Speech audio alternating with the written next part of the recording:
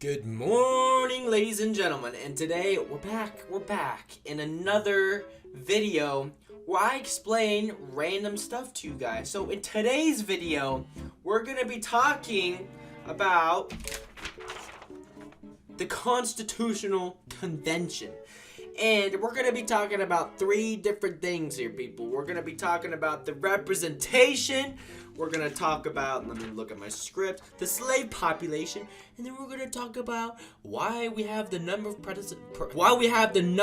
presidents as we do today. So first, we're going to be talking about representation. Technically, there were two plans presented to the table during this time, where like 13 people got together and they talked about laws and stuff for about 3 months. There are two plans, the Virginia plan and the New Jersey plan. Pretty much the Virginia plan is the southern points of views, and then the New Jersey plan is presented by all the northern states. So it's like north versus south. And that's pretty much how it was about 90% of the time through this Constitutional Convention. Anyways, we're going to be talking about the legislation, okay? So, the Virginia plan had bicameral, and they wanted everything to be based off population for the representatives, while the New Jersey plan wanted unicameral and wanted equal numbers per state.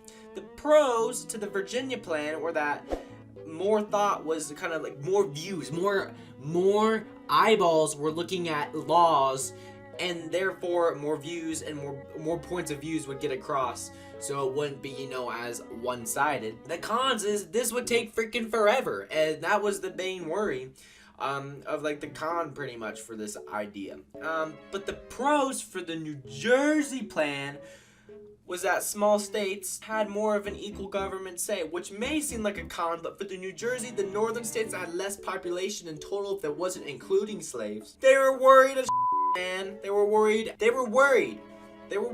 Cons was that less views would look over these laws or bills that were passed.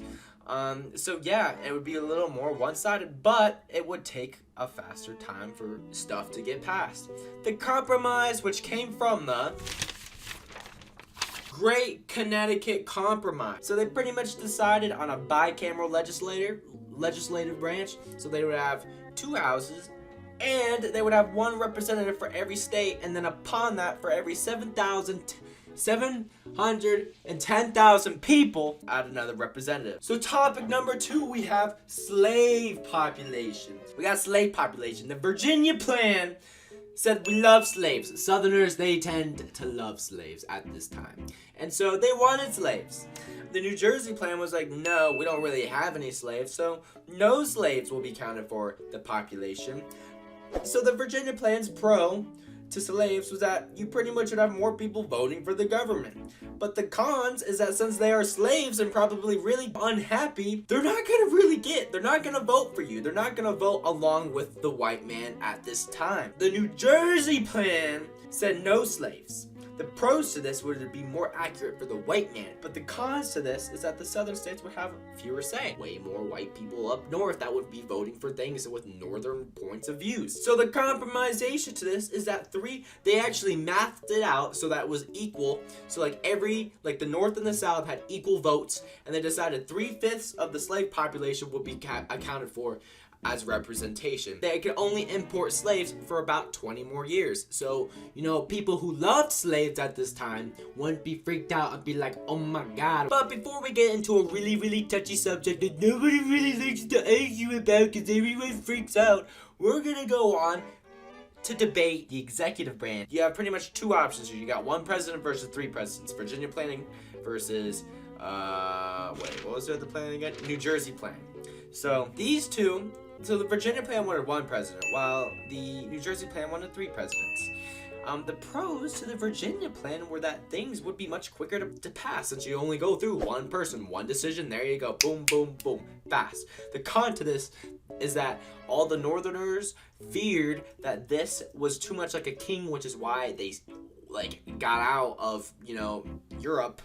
And so the New Jersey's idea behind this was that, well, let's not have a king-like type executive branch. Let's have 3 presidents. The pro to this was that more ideas would be kind of involved passes of bills and laws and stuff like that. The con to this was that it would take forever to pass, or it would be a 2v1 scenario every single time they try to pass them.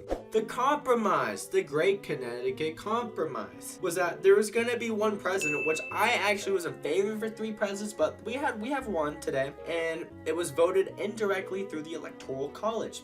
But here's what I did like, is that they have a system of checks and balances with the other 2 branches of government, which pretty much makes the president not become a king. So in all, I really dig the Great Connecticut Compromise. Although, if it was founded off the saying called liberty and justice for all, I'm just saying slaves should have had a 100% say in government ideals. Besides that, I dig it. I like the 3 presidents idea more. Instead, our numero uno, singular president, has this system of checks and balances gig. I'm chilling with him. I think it'd be pretty good. I think we're big chilling. Yeah, I appreciate you guys watching, and you guys have a good one. It's like 2 in the morning for me. Yeah, good night.